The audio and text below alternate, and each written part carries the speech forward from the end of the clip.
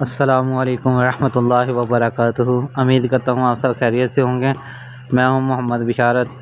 آج آپ کو حرم مکہ میں حرمین شریفین میں جو کام ہو رہا ہے پتھر کا وہ دکھا رہے ہیں، اور یہ جو کہ لیبر کام کرتے ہوئے پتھر کا ڈیزائن چیک کریں اور لگاتے ہوئے۔ اور مزید اس طرح کی ویڈیو دیکھنے کے لیے آپ میرا چینل سبسکرائب کریں، شیئر کریں اور لائک کریں۔ جزاکم اللہ خیر۔ اور یہ دیکھیں، یہ بھائی جو کہ لیول کر رہے ہیں پتھر کا، یہ لیول رکھ کے لیول چیک کر رہا ہے۔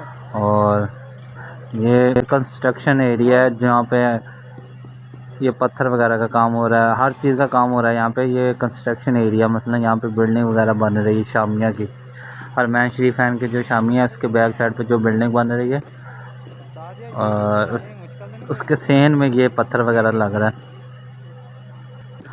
ویڈیو پسند آئے تو اسے لائک کریں، شیئر کریں، کمنٹ کریں۔ جزاکم اللہ خیر۔ الصلاۃ والسلام علیکہ یا سیدی یا رسول اللہ وعلی آلک و اصحابک یا حبیب اللہ۔ الصلاۃ والسلام علیکہ یا نبی اللہ وعلی آلک و اصحابک یا نور اللہ۔